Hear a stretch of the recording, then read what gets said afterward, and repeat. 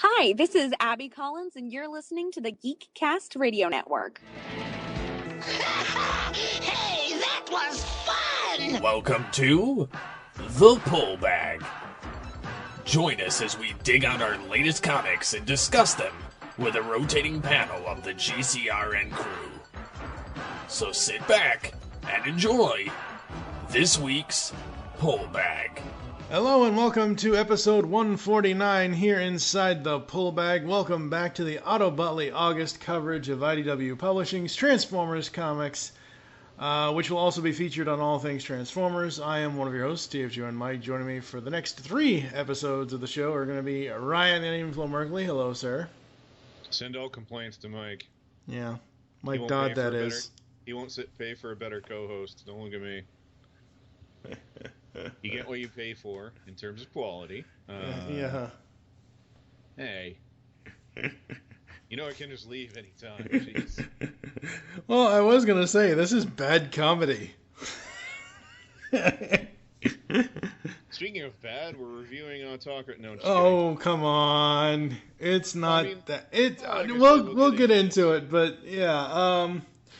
So we are here continuing on with Otto Butley August. As I said, we had the Titans Return, which capped off the 2 main ongoings for IDW. So we're going back 5 years in time to Transformers Autocracy, which is written by Chris Metzen and Flint Dille, along with Livia Remendelli on art for the entire run. I had no preconceived notions of this. I knew of this. I knew, like, once I heard Primacy, or not Primacy, that's the third arc. Once I heard Monstrosity was coming out, I'm like, ooh, I'll look into this. And because I never actually looked into Autocracy at first. I'm like, ooh, I'll keep up with that and whatever, and I never did. And here we are, 4 or 5 years later, getting to it in this episode. So Autocracy. This was released as a web series for free, by the way, and eventually sort of collected and sold. Yep. So it's very short individual chapters if you were to break it up that way. Yeah. So, I mean, ideally you want it in trade. Yeah, and that's... okay, so 4 months ago, when we did Otto Butley April and did all the main IDW stuff with Not Rid and More Than Meets the Eye, I was thinking of doing another Transformers month at some point, and we're going to probably do Star Wars stuff in December, so Decepticon December wasn't going to happen.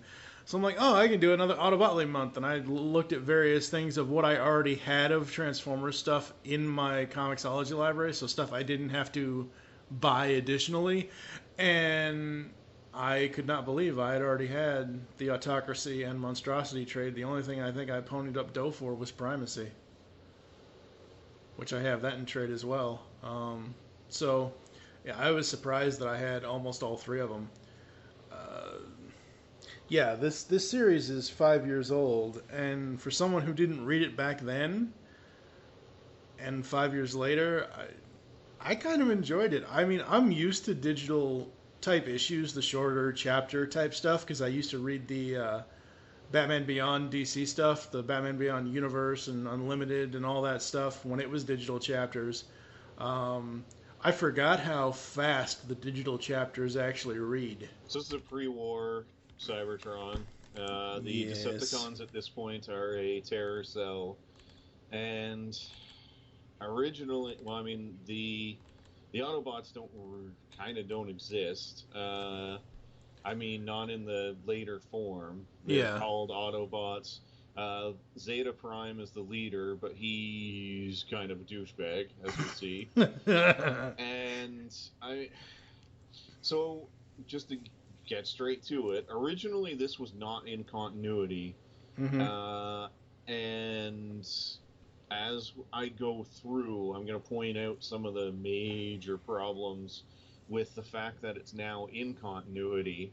I'm not even going to bother pointing out all the times characters meet that they shouldn't have, because that's kind of pointless and very minor. But I mean... So when you say that this is in continuity now, you mean all 3 chapters, all 3 series? Autocracy, Monstrosity, and Primacy. At the very least, Autocracy is now in continuity. Okay. I mean, there's references to Monstrosity Mm-hmm.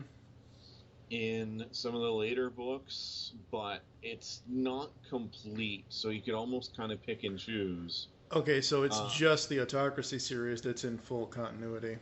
I mean, realistically, it's probably all of them. It's Yeah. just I'm choosing to pick out the stuff I can, Right. because there's just too many issues. So we open with Sentinel Prime. Wow, Orion Pax being rebuilt. Yep. And getting used to his new body, and he and his Autobots, Ironhide, Bumblebee, and Hound. And oh yeah, Prowl. Who, holy shit, is Prowl not in character in any of this? Yeah. I mean, he's very much G1 Prowl, which is possibly because Flint Dilley wrote this. Yeah. But I mean, he's not IDW Prowl at all, and that's just one of the characterization issues. Mm-hmm. So anyway, they bust up a group led by Swindle, of course, who are selling weapons, and they're looking for info on Megatron and the Decepticons, who have sort of gone underground at this point and causing the Autobots trouble. Mm-hmm. They rough Swindle up a little too much, as they being Orion. Yeah, Orion goes a little too far, and in my notes, when I took notes for this, I'm like, wow. In this first chapter, I know Bumblebee has always been a scout. I know he's always been kind of the spy bot type of character. But Bumblebee the sniper, I was not expecting that at all. I was like, holy shit. Yeah, I mean, that's a little out of character from what we know later on as well. Yeah. But that one's not so bad. So anyway, Laserbeak recorded the whole thing. So good job on the Autobots to notice the flying transformer. But whatever, I love Swindle's alt mode. I mean, yeah, so that's the end of chapter 1. Again, these are super short because of that. Yeah. Hell with it, I don't even bother with the chapter breaks at this point. That's fine. So anyway, we jump to Zeta Prime describing his new weapon, which is a vampiric lance. And as we see, he tests it out on... Yeah, he tested it out on Swindle. Mm-hmm. Which, by the way, Swindle's alive, so what the hell? This is another continuity problem. Yeah. Meanwhile, in between that, we saw Prime and Magnus sparring, and Prime is still... Sorry, Orion Pax. God damn it. Oh, okay. I'll say this right now, folks. We're gonna confuse Prime Pax throughout this whole episode, and probably at least throughout this whole episode of the podcast, because we're so used to Optimus Prime. We're used to either, oh my god, it's a war, or hey, it's after the war. Whatever. Like, we're not used to pre-war crap. So, I mean, it's easier in More Than Meets the Eye because he doesn't look like Optimus Prime. Yeah. Whereas in this, he already looks like Prime. Yeah. I think the only difference, and we'll get to this later, I really think the only difference between Pax and Prime in body is, I think his middle chest piece is slightly smaller when he becomes Optimus. Yeah, it's a little more open and different. Anyway. Yeah. Zeta tests out his lance on Swindle, who apparently is the only person it doesn't kill. I don't know. It siphons off energy from Transformers and then can fire it off in an exceptionally large lance, but it does so by draining their life. Again, apparently it doesn't work on Swindle. Oh, screw it, I'm going to stop whining about that.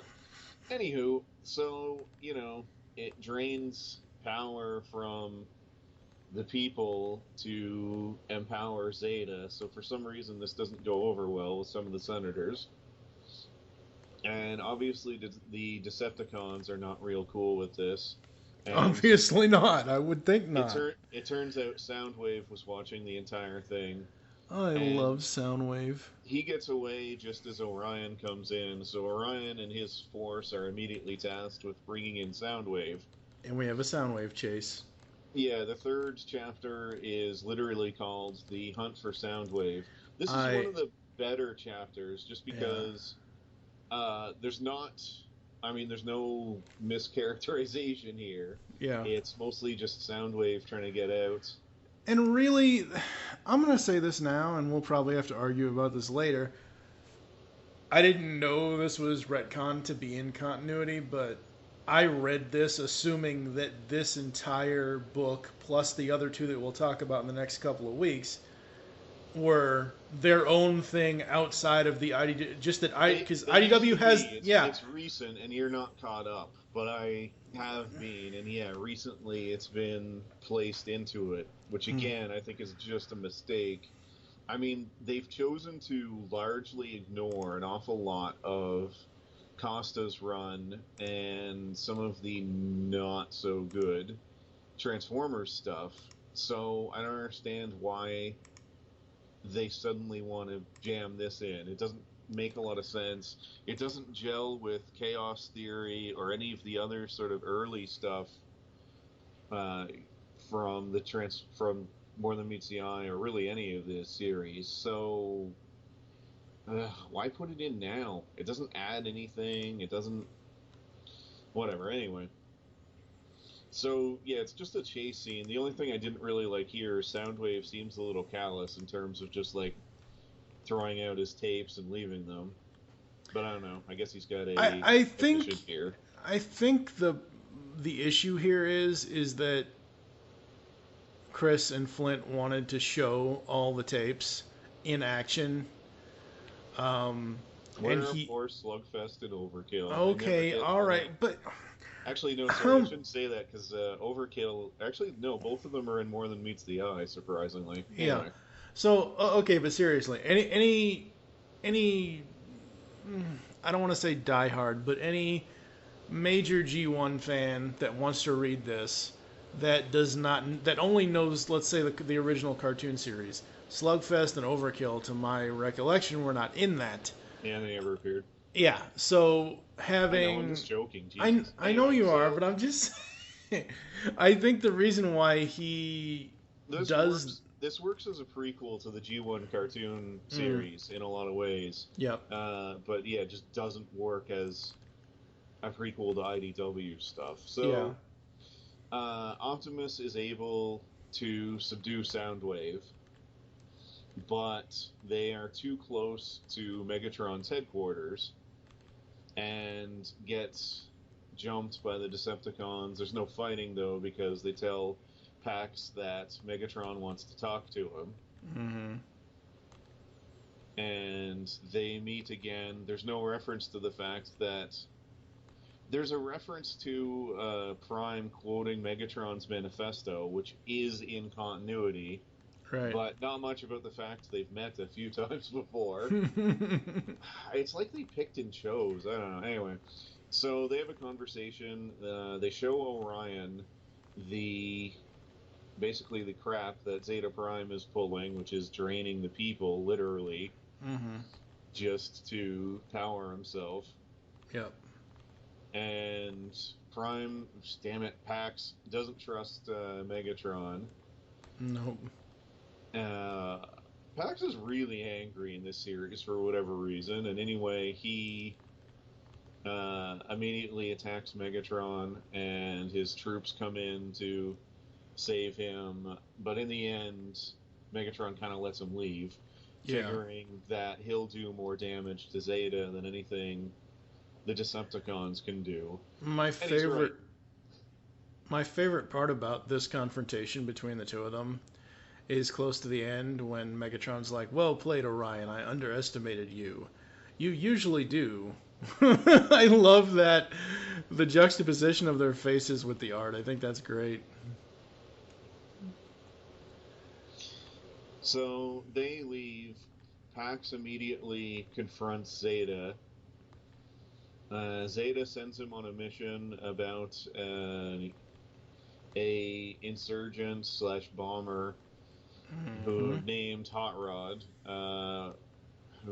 So Prime and his team, Pax and his team go out to find this Hot Rod.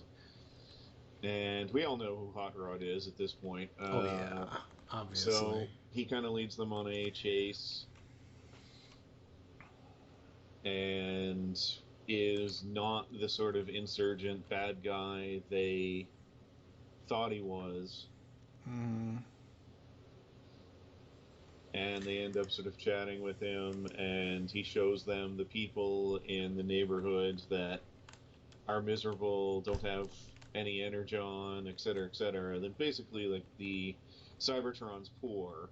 Yeah. And amongst all this, Zeta unleashes the pirate cannon thing and the energy sucker. Well, first he sends out the Omega Sentinels.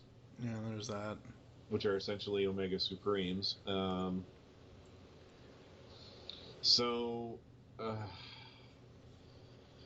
Zeta, is instituting the crackdown under the guise of crushing the insurgent Decepticons, etc., etc. Orion hauls out his troops out, leaving Hot Rod there. Hot Rod knows they can't evacuate, so in the end he decides to blow everybody up in a little bit, which not real in character. Hot Rod's really off in this. Yeah. He's not a callous. He has the better they die than, B gets the speech at him of better to die than be part of Zeta's war machine, and pushes the button and, kills all of his people. Yeah, I mean, I'm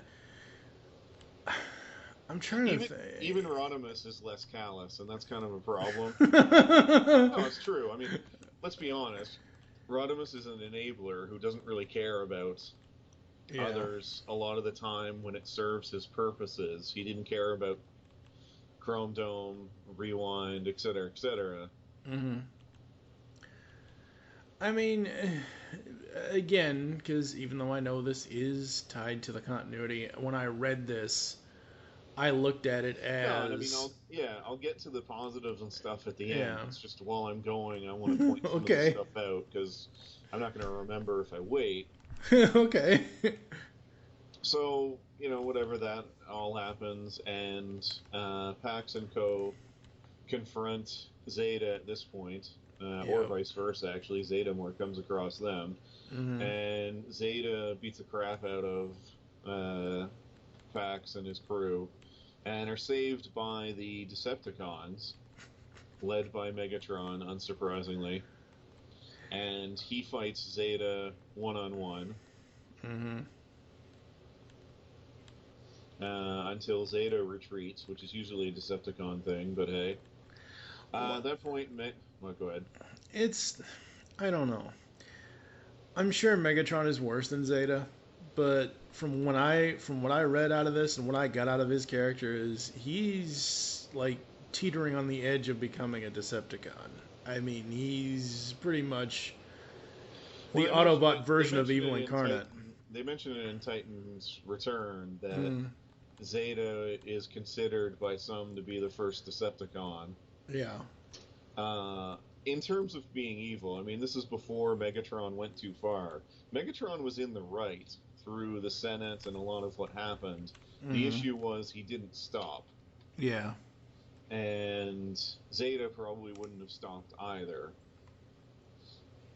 But Megatron and his crew repair the Autobots. Well, sorry, Pax and his group of Autobots. And Zeta. Sorry, other evil Prime. Yeah. Since, Optimus is the only half-decent one. So anyway, Zeta continues on his tear. He's confronted by both Orion Pax and Megatron, who, he roughs up Orion pretty bad, but Megatron kills him. Yeah. Or so we think until Titan's Return. Anyway. Another personal favorite book.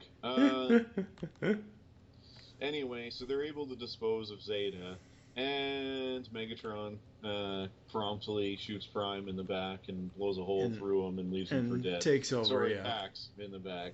But at this point, luckily, for some reason, I have never been able to figure this out, that apparently the Matrix is just sitting down there, and it calls out to Pax, and it magically fixes him, and he becomes Optimus Prime. Well, okay, so Alpha Trion is in this, but he's not what we know from the cartoons. Previously, Pax had been built to carry the Matrix, which is something that they talk about at the open of this whole trade. Mm-hmm. But yeah, just... So, Alpha Trion isn't really around, like, if you look at, what is it, it's War Dawn. If you look at War Dawn, when Pax gets killed or destroyed or whatever, and Alpha Trion rebuilds him, Alpha Trion was around to rebuild the guy. There's nobody really down here in the bowels of Cybertron to rebuild him, so I understand why Chris and Flint wrote this part of the story as, hey, but the Matrix is frequently used as a magical MacGuffin that can kind of do whatever the plot needs it to. Yep. But that doesn't necessarily make it okay. It's still very convenient. But, and the IDW verse, another reason to me this doesn't necessarily fit in, the IDW verse is pretty much built on stuff actually making sense, or, somewhat trying to. Mm-hmm. So, yeah, I don't know. It's still not bad, but in any case, Hot Rod turns in the other Autobots. Or rather, he gets pulled from them after they're captured. Mm-hmm. And is now a Decepticon, at least in theory. This is as Pax is becoming Optimus Prime, so I finally don't have to worry about the names. Yeah. In the end, of course, Hot Rod was bluffing and breaks out to the Autobots. They're promptly helped by... Well, I mean, they all get together at this point. They've got Ultra Magnus, you've got Optimus's crew, Springer and others appear after a bit. That's one bot I was not expecting to show up in this, was Springer. I was not expecting to see him at all, and I really should have been, because we've seen almost every 84 incarnation at the 84, 86 incarnation at this point. Shouldn't he be Osteros? No, anyway. That's another book. So, Prime can now raise Titans, so he wakes up Metroplex. He turns Arcoprex into, Either way, Metroplex shouldn't be on Cybertron now, which is another IDW problem, but alright, fine. Well, he shouldn't be hanging around underneath, I should say. In any case, they immediately sort of go to the Capitol to push Megatron out. He manages to, he being Optimus, gives a speech that sort of the future Autobots listen to, and a lot of them decide to join up. So we see shots of, you mentioned Alpha Trion, there's a shot of him, there's a shot of Ratchet, Wheeljack. Mm-hmm. Ratchet, in theory, would probably be already on Prime's side, according to the IDW verse, because they hung out pretty much constantly. We see Blur, we see the Dinobots. Yeah, and the mini-bots, etc., etc. Yeah, and how this all happens is, he goes and finds Blaster. Yeah. I love it. I can so hear Buster's voice in my head when I read this. So they attack the Capitol, and Megatron starts to ready the Lance. The Citadel's guns do a number on the Autobots as well. The Dinobots sort of help out, but it's not enough with the Lance that's out. So Prime brings out the big guns, which is Metroplex, who completely destroys the Lance and wrecks most of the Citadel, leading to a Prime Megatron knockdown dragout, which in a lot of ways mirrors the movie, complete with Hot Rod. Yep. Getting in to keep Megatron from grabbing a gun, but this time he gets out of the way and they shoot Megatron repeatedly. But he's saved by Astrotrain and Soundwave, and the Decepticons retreat. Yeah. So, this is not a bad trade. It's somewhat enjoyable on its own, and like I said before, I just don't know how to evaluate this. Because when you put it into continuity, there's so many characters who just aren't themselves. So I'm not sure how you evaluate that. It's as if in the middle of in the middle of Breaking Bad, Walter decided, I'm just gonna up and give all my stuff to the homeless. I love people. And in the next episode, he decided well, that was a bad idea. Back to cooking meth. So now, I end up conflicted because I kind of want to enjoy it just because it's a fun writing. Or it's a fun story. I think it's clear that everybody working on it enjoyed it because there's an awful lot of references to the cartoon series, to the movie. There's a lot of dialogue from the movie in it as well, too, and just nods. So I think fans will have fun with it. As long as that's how they look at it. And that's how I looked at it, yeah. Yeah, if you're looking at it as a serious story to fill in gaps in the IDW verse, that's more problematic. Yeah. No, I never expected this to, I know that John Barber has always, tried to, for the most part, and succeeded to tie up all the loose ends from the previous IDW continuity stuff and previous other continuities from Transformers, and that's great. But I see this as more of a one-shot deal, something which it works as. Yeah, absolutely, and that's why I enjoyed this so much, because I was not looking for it to tie into Death of Optimus Prime or More Than Meets the Eye or XRID. I was not looking for it to tie into any of that stuff. I was just looking at this as, okay, it's Flint friggin' Dilly and Chris Metzen, who, after doing some research, he was a game developer at Blizzard for a while, for a number of years actually. And there's a little foreword from Chris in this trade about how he, was a Transformers fan and all this and all that. So getting the chance to work with Flint and IDW and Livio and all of that. That's why I enjoy this, because to me, it's two fans of a series that the other guy actually created. You know what I mean? Okay, Flint is one of the creators. He's not the creator. You know what I mean? So it's one of those things where that's what I was looking at this with. I wasn't looking at this to try to tie it into anything else.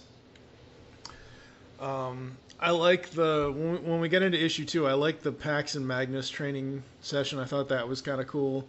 By issue 2, I already knew Zeta was just plain nuts. I mean, he just is. Well, yeah, they set it off as evil pretty quickly, so. I thought chapter 2 had a great ending to it. Because that leads into the hunt for Soundwave for chapter 3. I thought that was really good. I already mentioned Megatron and Orion panel to panel with the back and forth. I thought that was great. Obviously, Hot Rod coming in. And I was I didn't think Chris and Flint would turn Hot Rod into a bad guy, but I was kind of on the fence of they better not do this kind of thing. As we go through, I think my favorite all the covers to this entire series are great, but I think my favorite one is chapter 9 with the Decepticon logo on Cybertron. I thought that was the coolest cover. Livio's art overall is quite good in this series. Mm-hmm. It's arguably, I'd say, some of his best work. Yeah, there was only one time in this, and I forget which one it was. I forget which chapter it was, that I didn't know what was going on because of Livio's art style. That very rarely happens. I know you pointed that out when we did the More Than Meets the Eye and all that stuff Well, in the Combiner Wars Wars. was the Yeah, big one. yeah. There was one point in this that I was kind of confused because of the art, because of the blurry lines between characters and panels. But for the most part, I absolutely loved this. And having Blaster come in at chapter 11, because we had already had all of Soundwave stuff, and I'm like, okay, well, so we got Soundwave. Whoa. So Blaster had to file for bankruptcy? Huh? Well, you said he came in chapter 11. Ah, ha, ha, ha, ha. Funny guy. Yeah. Best I can do with what you give me to work with. Hey. Well, if he came in at... Well, there is no chapter 13, so he couldn't come in at chapter 13. So... by chapter 12, I was just in love with this entire thing. I thought the ending was great. I thought it was a great ending without them needing to say, oh, hey, yeah, by the way, a few years later, we're going to do something else as part of this. Because, like, there is, like, to me, there's no setup. I've never read Monstrosity or Primacy either, so that's, me going in fresh. But this pretty much gives you an ending point, and that's what I like about certain stories, depending on who the creative teams are. If a story has an ending point, there's no sense in trying to force a sequel to it. However, I understand why they made these three a trilogy, and I'm fine with that. They had more story to tell, and we'll see how it goes, in the next couple of podcasts. Overall, what were you thinking on the writing for the entire story?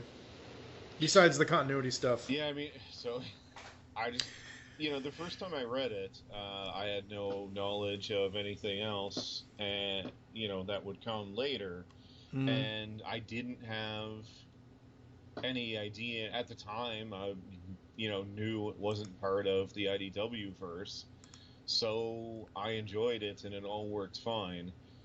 But when you merge it, then there's a lot of cracks. And in terms of the individual issue, though, if I just evaluate the writing without it, it's fun. But I mean, it borrows super heavily from the movie. Yeah. Which is fun, but I'm not necessarily certain it makes it a great trade or anything like that. I just think it's enjoyable. I don't think it's... Yeah. It is very enjoyable, and seeing some of the lines in here, from the movie, like "Out of the Way, Hot Rod," or "One shall stand, one shall fall."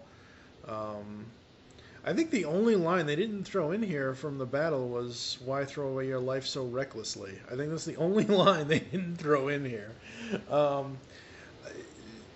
Some of Soundwave's lines when he's ejecting the cassettes during the hunt for Soundwave, some of his mission descriptions were a little strange, but other than that, I very much enjoyed this. And Livio's art is just so good. I mean, he is the guy to draw the specifically linking to the old G1 cartoon. He's the guy I want drawing Transformers if they're going to link to that.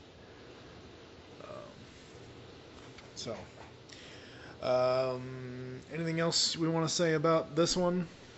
No, I mean, I just I'm annoyed at myself because it feels like I'm being really hard on it. But I just don't know what else to... I'm more disappointed with IDW's decision because I feel like it diminishes what this was, which was, I think it was just meant to be like a fun little story. They released it for free originally. So, yeah, to kind of move it around, to me, is a mistake. But, I mean, if you enjoy it, or if you're a big-time, G1 fan or something like that, you're definitely going to enjoy this. Oh, yeah. Absolutely. There were a couple of lines from Bumblebee that I just could not hear Dan Gilvezan's voice in my head. It just didn't sound like something Bumblebee would say. But overall, other than that, and like I said, a couple of lines from Soundwave that just didn't feel right. But other than that, overall, I think the story is solid for, a story being on its own outside of the continuity, just being a traditional G1 Transformer story. And I believe, I could be wrong on this, so don't quote me, but I believe some of it's still available for free for download as it was originally. And like I said, I'm not entirely certain. If it is, it's definitely worth it to give it a shot to see if it's something you'll enjoy. Yep. Not on Comixology. It's not the graphic novel No, for. it wasn't originally. So Okay. If you buy all 12 issues, you're only going to pay $12. If you want the trade for just Autocracy, it's $11. And if you want the omnibus of all 3 parts of the story, you're going to be paying close to about $22-23 American on Comixology. Because if I hadn't realized that I only needed to buy one of them, I almost would have bought the omnibus, and I didn't. Which I'm fine not buying that. That doesn't bother me at all. But it's one of those things where, it would be cool if they, last month in July, they ran a IDW line-wide sale from, I think, the beginning of the month all the way up to July 24th.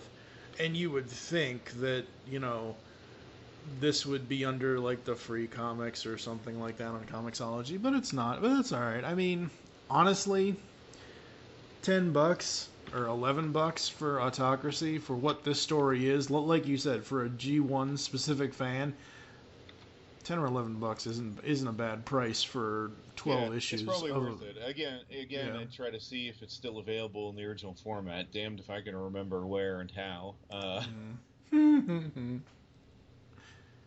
Yeah. I just remember somebody mentioning it, so. Yep. Alrighty then. What would you rate on a 0 to 5 scale for Autocracy? I really didn't want you to ask that.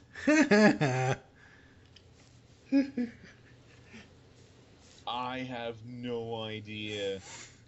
Alright, look at it forget the IDW continuity crap. Just as a G1 story. Just as a G1 centric kind of fun story. Give it a pretty solid 3 out of 5. Okay. I'm going to give it a 4 out of 5. Like I said, going back and kind of looking at my notes and looking at what while I was reading it, like I said, a couple of lines from Bumblebee didn't sound right in my head. And of course, they're not always going to sound right in my head because I'm not the writer, I'm not the one. But, as Transformers fans, I thought that was a statement based on the condition of your head. Ha. Ha. Ha. What an ass. But as Transformers fans, we often, if it's a specific genre story to a specific set time in Transformers history, like G1, Beast Wars, whatever, I like to hear the voice actors in my head, saying the lines. Like, I like to think that it was like Dan Gilvezan said this line at one point or another, or Judd Nelson said it at one point or another. The Prime Pax stuff, there is, again, referencing David Wise's War Dawn from the G1 series, Orion Pax had a completely different voice actor. Orion Pax had a completely different voice. And like you already said, in this, he pretty much looks the same both as Orion and Optimus. So that's a little bit wonky, but other than that, To be fair, it's not like he's super different in the animated show either. I mean, that stuff like that's okay. And I mean, overall, I'd say, ignore my whininess about continuity and give it a shot if this is something that sounds interesting to you. I would just preface it and say that if you're looking for a great pre-war Transformers story, I'd probably recommend tracking down Chaos Theory first. The fifth trade of the Costa run. Not to mention the, I believe... First James Roberts. Yeah, first work by him, because he does all of the pre-war scenes, which is why they're completely outstanding. And you just skip over the rest. Just kind of like pretend those pages aren't there and read the pre-war stuff. And it's really enjoyable.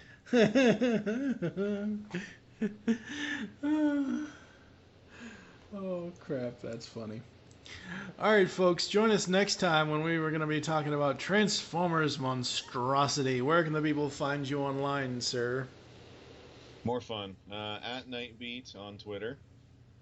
I am at TFG and Mike on Twitter. You can follow at The Pullbag on Twitter. Visit geekcastradio.com. Comment on this and all of other episode posts. Leave the show's feedback in iTunes. Please do this. We hope you enjoyed this second of 5 episodes for Autobotly August. Make your great escape into comics, and we will catch you next time. Why throw away your life so recklessly? You've just heard the latest episode of The Pullbag, the GCRN's comic review and discussion podcast. There are several ways to get in touch with us and leave feedback for the show. You can visit the website, geekcastradio.com, where you can comment on the episode and all of our different podcasts. You can rate our show on iTunes. Be sure to leave us feedback. Call the voicemail line, 502-526-5821. Please remember to tell us the show you are leaving the message for, and your name. Become a fan of us on Facebook by searching Geekcast Radio Network. Send us an email feedback at geekcastradio.com. Follow us on Twitter at geekcastradio. So until next time, make your great escape into comics and unleash the geek in you.